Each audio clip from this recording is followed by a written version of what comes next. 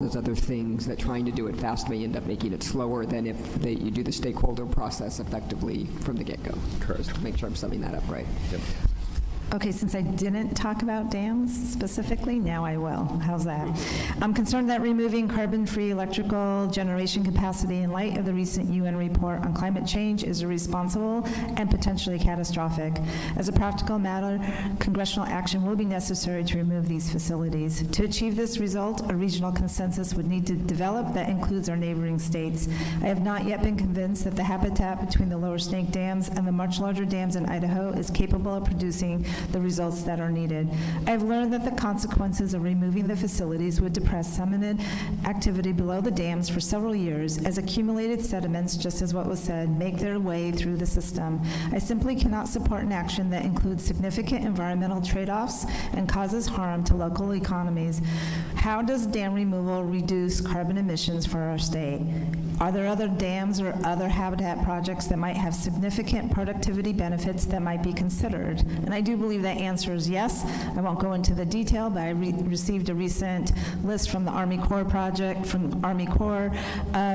that are already authorized and funded in the Puget Sound area. And looking at them, it appears millions of dollars could be expended on salmon habitat projects, which are scientifically sound. Mud Mountain Dam Passage Project, Puget Sound Nearshore, Skykomish River, Green Duwamish, and Howard A. Hansen Dam. Not all dams are created equal. Snake River dams are among the most advanced fish-friendly projects in the entire country and provide a balanced portfolio of energy and trade-off that are vital to our region. They do not block access for endangered salmon runs. In fact, juvenile fish survival past each of these dams averages 97%, which is higher than what is seen in some undammed rivers. Major improvements in turbine design, optimized river flow, fish ladders, and habitat restoration have resulted in improvements of salmon runs. I'm almost done. Washington State University had a study, winter of 2010 to 11, for the 15-week closure, found that emission production also increased when barging was not available. The total change due to the loss of barge during the lock outage caused a 9% increase in overall emissions. Percentages of hydrocarbons, carbon monoxide, nitrous oxides, and particulate matter all increased. Rail produces more emissions, including all components, when compared to barge. Truck produces more hydrocarbons and particulate matter when compared to barge. The removal of the Snake River dams would result in the elimination of barging on the river, and a shift of cargo to all other modes would bring significant surface transportation maintenance and construction costs as well, because we don't have the capacity yet. The Washington legislature commissioned the Lower Snake River drawdown study to better understand statewide impacts if dams were breached or drawn down. In 1999, study estimates that the state would incur hundreds of millions of dollars in corridor improvement costs and increased maintenance costs if barge navigation was eliminated by breaching or drawdown.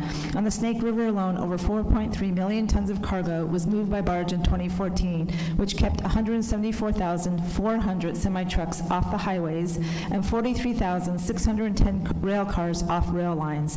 Assuming these shippers are retained as U.S. exporters and not forced out of the market by higher transportation costs, their goods would need to move on already congested rail lines and local highways. So Kathy, my follow-up question on that is, so if, as we're talking about a potential stakeholder process and getting more information to look at some of those same things that you raised, that Andy raised. Correct. Would you support that? Very supportive. Okay, thank you. Gary?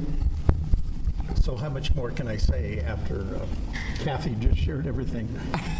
To me, this is deja vu all over again. This has been studied, argued, lawsuits for the last 25 years. If we go forward, it's going to be studied, lawsuits for the next 75 years. In the meantime, what are we doing about getting Chinook out for fish, food for the orcas? I was around in the 99 study. We had that done as a legislature, and DOT was part of that.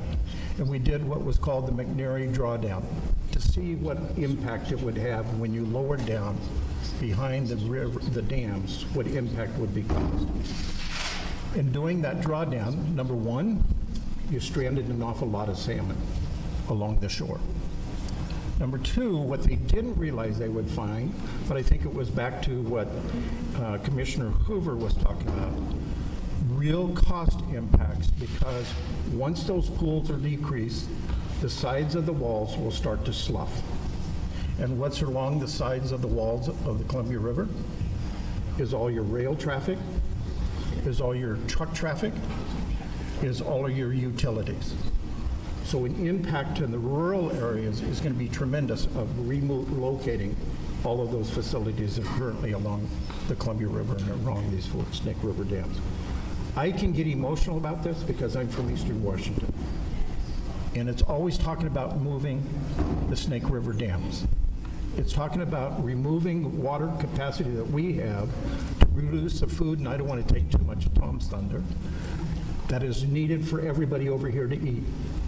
I think Kathy kind of alluded to it. Why don't we try to take down one of the dams over here that also have fish impact, but wait a minute, it might impact water supply on the west side. So it's always easy to look to somebody else's back door. Those dams are vital to Eastern Washington. They're vital to transportation. They're vital to get the farm to market, our products that need to go out. We are the most heavy dependent state on shipping out agriculture products, and the Columbia River and the barging system is a major part of that. I think the dams have been improved year after year as science allows it to be had. We continue to make changes to that. But I want to go back to a study, and we all talk about let's have a study until we don't like that study. And then let's go have another study. And so I think we've studied to death, but the last one that I will look at that I'm going to ask everybody to go to is one that was handed out, I think, to all of us, the Southern Resident Killer Whales and Snake River Dams put out by NOAA Fisheries. And in the back of it, it has, would breaching the lower Snake River dams recover killer whales? Recovery of southern resident killer whales will require progress on many fronts, from effective management of boat traffic near the whales to improvements in their primary prey, salmon. Since they feed on many different salmon stocks at different times, though no one salmon recovery action on a single river, such as breaching of the dams on the Snake, would itself bring about recovery of southern resident killer whales. In addition, the relative size of the Snake River Dam salmon stocks compared to others on the west coast means that increases in their numbers, whether from breaching the dams or otherwise, would result in only a marginal change in the total salmon available to the killer whales. So I think it speaks that pulling those dams out aren't a silver bullet. All we're doing is spending time on studies. Why don't we take the money and put to our hatcheries and put to habitat to recover the runs that we need for the killer whales? So Gary, in terms of the option of a stakeholder process, you're not in favor? I think, you know, if we all want to sit around the table and do this all over again, I'd ask why. I think the science and everything is out there. You mentioned whether we need to find out whether this takes congressional action or state action. I think if you go back, that question has been answered. Some may not like the answer, so let's try it again. Those are federal dams. They're federally regulated. The other thing I could throw in is if everybody believes we don't need the power from those four dams, remember those dams are needed when the wind machines quit blowing, then the dams kick in. And when the wind is blowing, then they hold the water back. That power also is needed for these lights up here. So until at some point we're able to operate without any electricity, then I think those dams are important. Do I think we need to have another stakeholder meeting to talk about it? I'm not sure we do. I think the science is there. Thank you. Jeff, you've been waiting for a long time. Yeah, I just wanted, can everyone hear me okay? Okay. I just wanted to add support for a stakeholder process here and put in terms of context, just bigger picture, remembering why we're even talking about this, is that The southern residents are the Columbia River has always been an important source of food for them, but it's more so now that they're spending more and more time off the coast. So we need to increase Chinook output from the Columbia. And then in the bigger picture too, the petition with 627,000 signatures, the outpouring of public comments that we've seen from our task force process, I think it would be irresponsible of the task force to not have some recommendation in year one for moving this process forward and getting something moving quickly to get all the stakeholders together and find out what's it going to take to get beyond these dams and get them down, get fish production back up. And I think it's an important thing for the task force to do, to have this in a year one recommendation. Thank you, Jeff. Tom? Yes, thank you. So I'm Tom Davis, representing the Washington Farm Bureau and our 45,000 members from across the state.